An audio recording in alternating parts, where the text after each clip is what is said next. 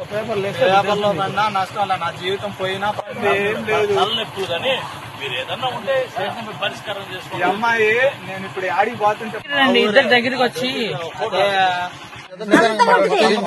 చూడండి ఎన్నిసార్లు చేస్తుండొచ్చు. డిలీట్ చేసేసి నా ఫోన్ ఇప్పుడు దాకా తప్పుంటే సార్ చూడండి సార్ కత్తి తీసుకొని ఎట్టు కొట్టిండు. చచ్చిపోదాం అనండి. కూర్చోవు అమ్మాయిని ఎందుకు కూర్చోవు? అమ్మాయితో మాట్లాడాను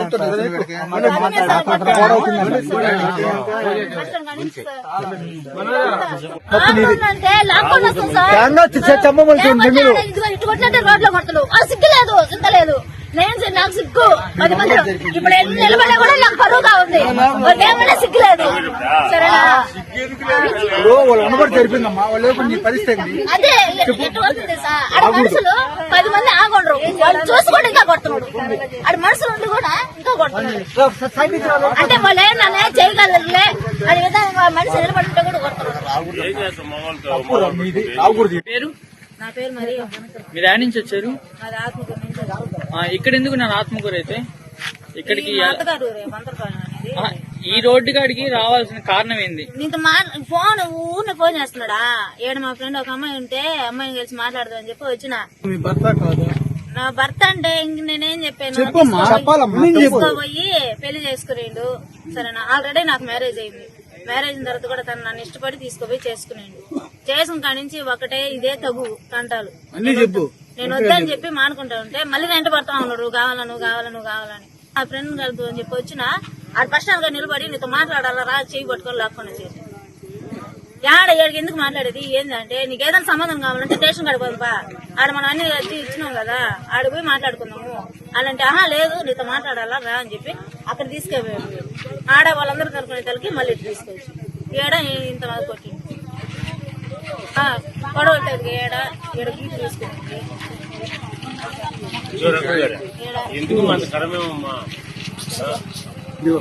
గాయం పెట్టి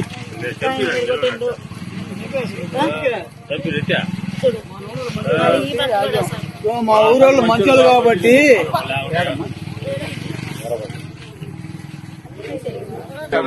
ఏం మనిషి అసలు అందుకు వచ్చే టైం దగ్గరికి లేకపోతే అసలు అయిపోతుంది. అది కాదమ్మా వెళ్ళిపోవచ్చు బస్ ఎక్కి నువ్వు. నా పేరు శ్రీకాంత్. నా ఊరు బొంతలపాలెం. ఏం పని చేస్తుంటావు? నేను బేల్దార్ పని చేస్తా. అమ్మాయికి నీకు ఎన్ని సంవత్సరాల పరిచయం? పని చేస్తుంటా. అమ్మాయికి నీకు ఎన్ని సంవత్సరాల పరిచయం? 7-8 సంవత్సరాల నుంచి పరిచయం.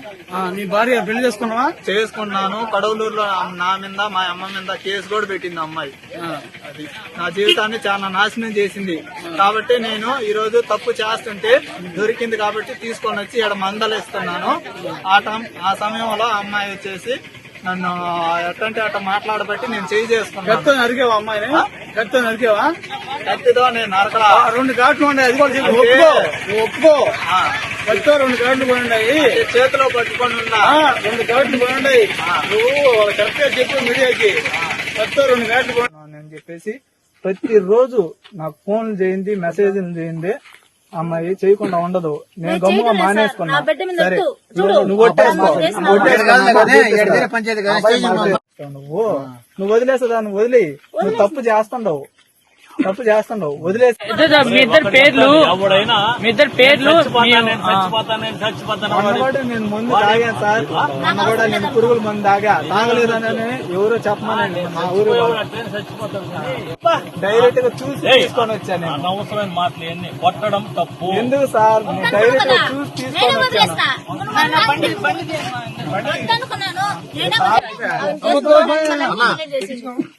వస్తుందిలే మనం తెచ్చుకోరా సార్. కొంచెం వస్తుంది తీసుకోవచ్చు.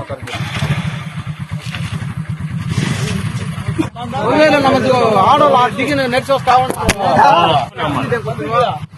మేమంతా నడుచుకుంటారు. ఆడవాళ్ళు మొత్తం ఉంటారు మా వాళ్ళు.